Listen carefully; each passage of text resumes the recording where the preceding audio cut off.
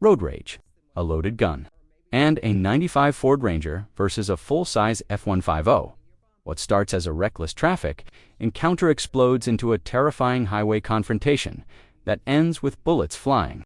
Meet Jason Giovanni, the defendant, who admits to firing his weapon during a high-speed chase. But was it self-defense, panic, or pure road fury? This courtroom drama peels back the layers of fear, escalation, and decisions made in a split second with lives at stake. Stay locked in, because this case, it's a masterclass in how a moment of rage can derail your entire future. All right, you can lower your hand, state your name for the record. Jason Giovanni Bustos. All right, defense. Jason, you admitted when you were here, and you admitted to probation that you shot your gun at this other person, correct? Yes. And this had to do with on a road, you and another vehicle were playing jockey back and forth, correct? Yes. And I want to make sure the other vehicle was an F-150 Ford pickup. Yes. And you had a '95 Ford Ranger, correct? Yes. Forestry. Yes. And you felt threatened by, is that what you felt threatened by the actions of your driver? Yes.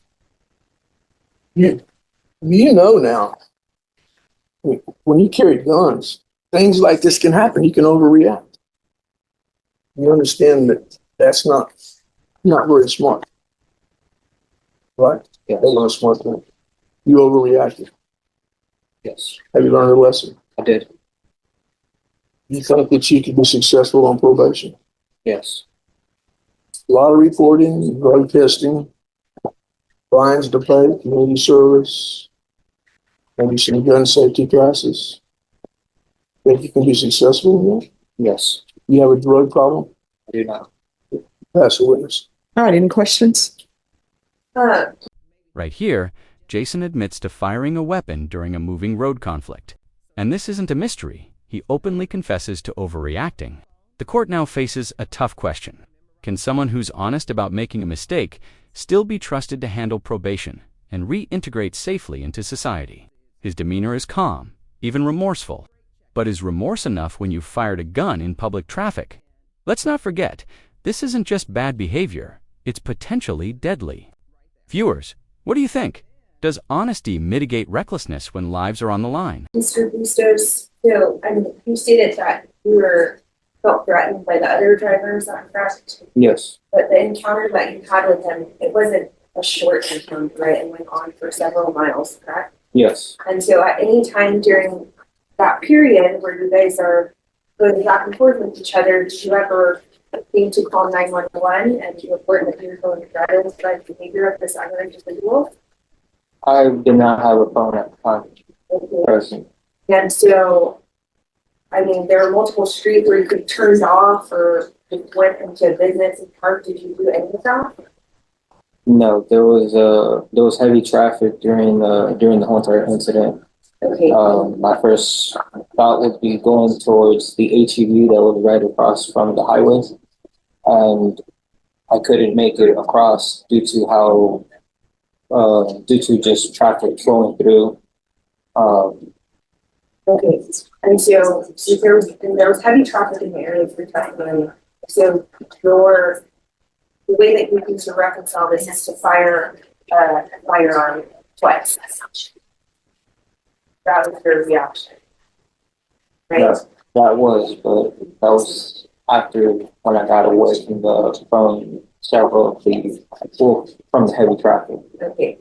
Here's where the story starts to twist. Jason claims he was trying to escape danger, yet admits the confrontation went on for miles. When asked why he didn't turn off, pull into a business, or find safety, he blames traffic. But then we hear he had enough room to fire twice. That's not just self-defense, that's escalation. And the DA jumps on it. This is classic courtroom unraveling. When the timeline starts to blur, so does credibility. Viewers, be honest. If you were truly afraid, would you fire or flee? Let us know in the comments. So why didn't you choose to get away from the other vehicle if you felt threatened by that? I did try to get away from the vehicle. But then you had still followed them and shot. I didn't follow them. Did He, not follow that? no, I was being followed the whole entire time. Okay. But in the stipulated evidence, it says that the other Ford was taking the turnaround, right, when you fired into the vehicle, correct? No. So, okay, tell me about that. When I took the turnaround, there was an HEV. The entrance to that HEV was very close to the turnaround. So instead of proceeding, I decided to go straight. When I went straight to the first light, I decided to go on a right-hand turn lane, and I noticed that the truck was still following me. Once I noticed that, and I checked my rearview mirror, he was already trying to try to jump over the curb to get to where I was headed towards, and I was trying to avoid just a confrontation from him. So instead, I proceeded to go straight. When I got off the right hand turn lane, I went straight when the light turned green to the other light, and I didn't even make it halfway until I almost got into an accident just from trying to drive away. My truck stalled, and that's when I noticed the driver was still proceeding and started tailgating, driving recklessly, maneuvering through cars through the traffic that I left behind. So from there, he caught up to me, and that's when I got scared and overreacted. Okay. And so I want you to help me understand this, because in your interview that you gave with Detective Grant, it says that he stated that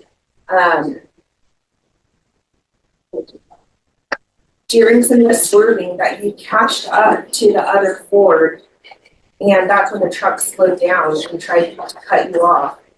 And then That was in the highway. that's when you exited and took the turnaround, and then that's when you shot into the other truck. So on the highway, if you had an opportunity to catch up to him, why didn't you just go somewhere else? Did you think that your response was reasonable to shoot into his vehicle? No, it wasn't. Let me follow up. I'm well familiar with the location. I live out there. When you exited at the Leon Springs exit, Yes. Bernie Stage Road. When you exited there to do the turnaround, it's up a ways, and there's no place to turn off. It's a service road. It's very heavily trafficked. And you make the turnaround, there's an HEB on the right-hand side, but there's like 3 lanes there when you do the turnaround. Now we're getting forensic. The judge walks through the exact layout of the road. Lanes, access points, turnarounds. Why? Because location can prove or disprove intent. Jason's car was outmatched, a 4-cylinder, Ranger versus a powerful F-150. He says he couldn't escape due to traffic, but the judge is hinting at something deeper. If Jason had time to maneuver into position and fire, maybe he wasn't just a scared driver. Maybe he was an angry one. This moment turns the courtroom from emotional drama into a tactical analysis. Ever felt boxed in during traffic? Would your choices hold up under this kind of scrutiny? There were 2 or 3 lanes to be able to pull into HEB. Yeah. Correct. There's too much traffic. There always is, like service rate. Correct. So you continue straight. Is that correct? And your truck is a Ford Ranger, a 4-cylinder. Yes. When they're talking about catching up with the individual, she brought up, did you accelerate to try to catch up? Not accelerated. What did you mean by trying to catch up? Or catching up with them? What happened was, as we were driving forward On 10. He left it alone. I left it alone. I didn't do anything about it. There's no reason for me to catch up. I can't even catch up. No, yeah, I understand. Not against with the truck that has 8 cylinders against a Ford 4-cylinder truck. Anyway, I noticed from about a quarter mile, he's already tailgating another vehicle, but then again he starts to pull back dramatically. Okay. What do you mean by you caught up with him? What do you mean? I mean, were you trying to catch up with him? I wasn't trying to. The flow of traffic, you ended up getting ahead of him. Yeah. Okay. That's all I have. Thank you. Any other questions? All right, so Judge, this I may is, just say this one thing, yes. if I may. Well, just 1 second, because I want something cleared up for me. In the report, I'm reading the synopsis, and this is what the synopsis says in the stipulations. It says that the complainant was in his personally owned vehicle. The suspect was in his vehicle, and the suspect began to brake check him on the interstate. I understand brake checking people because sometimes people are riding your bumper. I understand that. I think it's crazy to do that, but I understand why people brake check, say, hey, quit riding my bumper. So that's not the problem for the court, that you were brake checking him. It says that the complainant decided to pass you and continue on his way. So what the synopsis so far is saying is that you were brake checking him, I guess, because he was riding his bumper. And then the complainant decides, you know what, I'm just going to pass this guy. So it says that he passes you, then you caught up to him, pulled up next to him, didn't fire your weapon, but exhibited your weapon to him, and then got in front of the complainant and started brake checking him again. That's where I have a problem. I can understand you're driving. Maybe the speed limit is 60. Sometimes people will be in what's called the fast lane on the freeway, and they're going below the speed limit, which is a no-no. But let's say the speed limit is 60, you're going 50 or 55, who cares? You're going less than whatever. Or maybe this person is speeding behind you. This is where the case hits maximum intensity. The court walks through a disturbing sequence: brake checking, pulling a weapon, being filmed, and then firing. Not once, but twice. This isn't just reckless driving, it's deadly conduct. Brandishing a gun, especially after the first encounter ended, is a legal red flag. There was time to cool off, to disengage. Instead, it escalated. The complainant didn't pull a weapon, he pulled a phone. That contrast, it's damning. And here's a chilling thought. What if there were kids in the car? This courtroom isn't just seeking justice, it's sending a message. Fired it. Only on the second time. Okay, so then you brandished it more than one time. What the synopsis is saying, and don't feel that you have to agree with me, I'm just saying what's in the synopsis. What the synopsis is saying is you brake checked him. And then after you brake checked him, he went around you and passed you. You brandished a weapon. You didn't fire it. He gets upset that you're brandishing a weapon. So then he starts following you and filming you. And then you all meet up and you fire bullets into his vehicle. So is that not true? Is that not what happened? Yes, Your Honor, that is what happened. All right. If it's not what happened, just tell me. I'm here trying to figure out what the appropriate sentence is. But I do have a problem if you're brandishing a weapon at somebody, right? And then later you brandish it again. There's a gap in time for tempers to cool. And then you brandish it again and you fire into a vehicle. Did you know how many people were in that vehicle? What if there were children in that vehicle? In their car seats, because you really can't see when babies are in car seats. People could have been killed. And then if you would have been a good shot and you would have killed him, maybe he would have crashed in other vehicles and somebody else would be dead. So you wanted to say something, Counselor? Is there any other questions for him? No, just something, an argument. Sure. Two things. One is 95 Ford Ranger. My wife, although she drives a new car, has a 96 Ford Ranger, 6-cylinder. She uses for hauling plants, shrubbery, rocks, dirt. Ford Ranger does not have a lot of pickup. Well, it has a limited speed it will go. An F-150, it doesn't have a lot of acceleration. An F-150 has got a lot of acceleration. So we've got a small car and a large car. I don't know what happened, but I'm saying there's a difference there. And the 150 ought not be picking on the smaller guy, if in fact that was what he was doing. Second off is, there's questions about why don't you call the police. I don't want my wife going down H10 and getting off on the service road going at 50 and 60 miles an hour getting on his cell phone and making a phone call. Oh, well, what I can tell you, counsel, the whole thing about calling the police, that's not the big issue for the court. Oh, I know. Yeah, okay.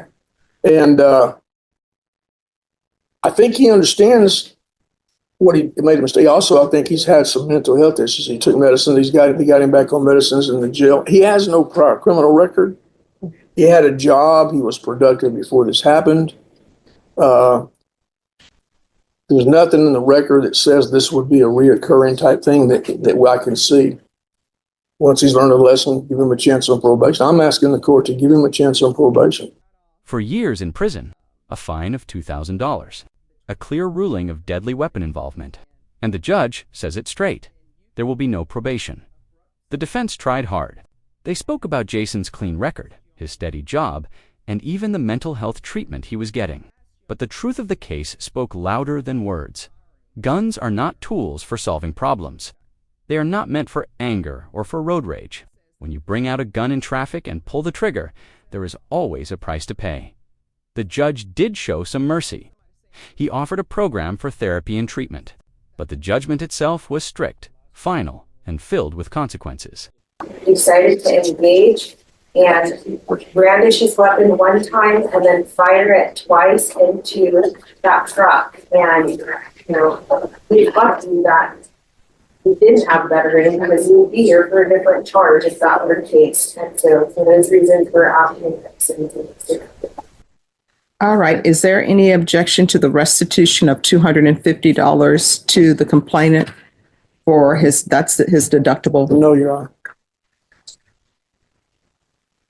All right. The court is going to find you guilty. The court will sentence you to a $2,000 fine, time and money to run concurrent. There's an affirmative finding of deadly weapon. I'll ask for the therapeutic community based on the mental health. And I do understand, based from reading the synopsis, what was going on with both parties. And there was bad behavior on both sides. But Mr. Giovanni, this is not a probation case. So what I'm going to do is I'm going to sentence you to 4 years in the prison, give you credit for any time served. There's an affirmative finding of deadly weapon. There's been no contact with the complainant, and $250 to the restitution to the complainant. So I gave you something less than what the state requested because of the facts of your case. You're going to have to get a control of your anger, and you have to start making better decisions. A gun should not be the answer to every issue that comes up. All right. Good luck to you. And he gets credit for time served, right? Yes. It's a current thing to do this. You'll be eligible for parole after 1.5 years. You get credit for the time you're going to Thank you. So what did we learn? A moment of panic or poor judgment led Jason Giovanni to pull the trigger twice in a crowded traffic scenario. The judge gave him for years a middle ground between accountability and an opportunity for rehabilitation. But here's the bottom line. Fear doesn't justify force, especially when you're the one holding the weapon. This courtroom reminded us that I was scared doesn't erase responsibility. If you found this case as jaw-dropping as we did, hit that like button, share your take in the comments, and subscribe for more real courtroom drama where legal lessons hit harder than the gavel.